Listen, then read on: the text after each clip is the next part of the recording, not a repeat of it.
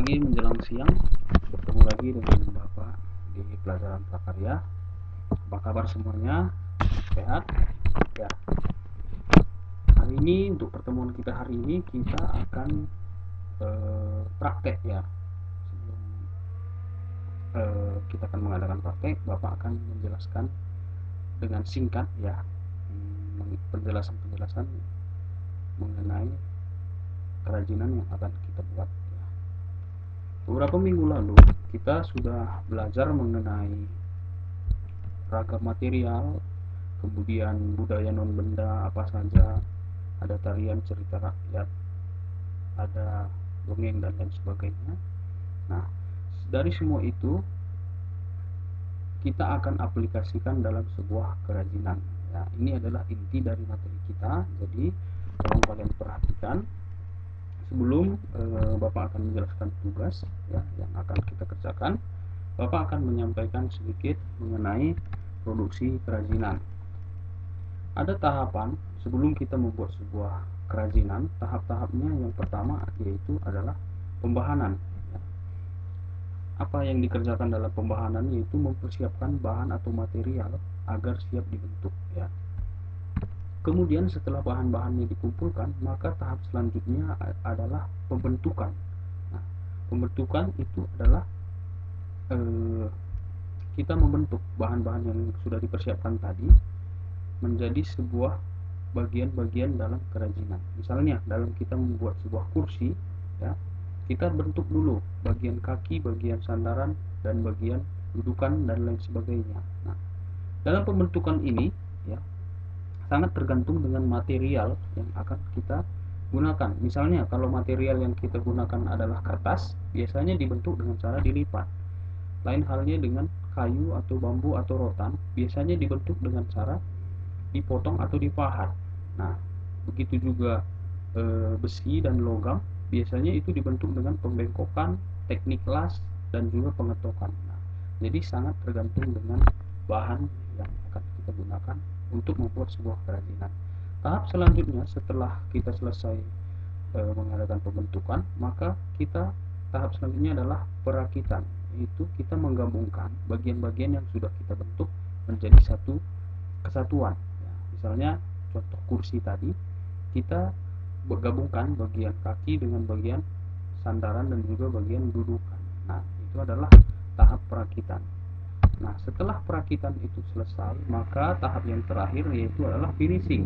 Finishing itu artinya adalah penyelesaian ya, penyelesaian finish selesai ya. Jadi dalam finishing ini tahap pekerjaannya apa saja?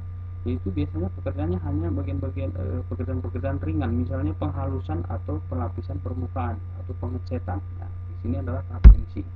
Nah, dari keempat tahap di sini semuanya cukup jelas ya, karena ada juga di buku paket kalian. Bapak hanya sedikit mengulangi saja. Nah, selanjutnya kita akan masuk dalam tugas praktek individu. Tugasnya itu adalah membuat produk kerajinan ya. Ini jadi masing-masing dari kalian nanti pikirkan satu buah kerajinan ya, yang akan kalian buat ya. Masing-masing satu. Nah, tetapi nanti sebelum kerajinannya kalian buat, kalian nanti kumpulkan dulu sketsanya. Kalian nanti buat dulu sketsa di kertas A4.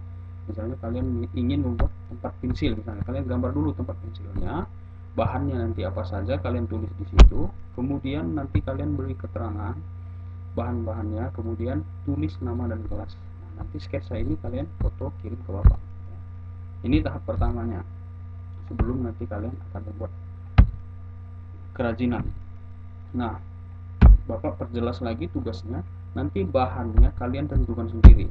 Bisa dari kayu, tempurung kelapa, dari pokoknya kalian sudah tahu ya, bahan-bahan ragam material yang ada, bambu apapun itu bisa.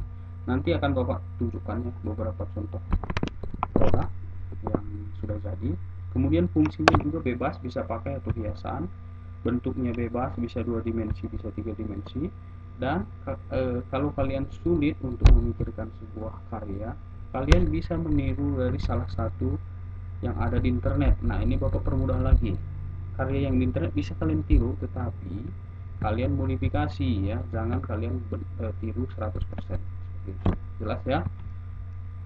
Nah, ini contoh-contoh karya yang ada di internet ya. Gambar yang pertama ini ada jam yang dibentuk dengan gulungan kertas. Nah, ini adalah istilahnya paper quilling ya, menggulung kertas. Kemudian yang gambar yang kedua ini juga bahan dasarnya kertas koran dibentuk menjadi vas bunga. Yang di bawah kalian bisa lihat ya, ini contoh-contohnya. Dan contoh lain ini juga kap lampu dengan benang, ada stick dengan vas foto dengan stick, bambu, tempat minuman, ranting, dan masih banyak lagi material-material yang lain dan produk-produk yang bisa kalian buat. Nanti kalian cari-cari dulu internet, cari-cari inspirasi, cari-cari ide dulu, baru nanti kalian akan buat sketsanya terlebih dahulu ya. Nah, ini juga Bapak Taya tampilkan karya-karya kakak-kakak kelas kalian yang sudah kelas 11 dan juga kelas 12. Nah, ini gambarnya ada sendok dari tepung kelapa, ada bunga dari kulit jagung dengan dibentuk dengan berbagai variasi, dan juga sini ada tempat pensil juga, atau mungkin bisa juga jadi vas bunga yang terbuat dari bambu, dan ini tempat pensil.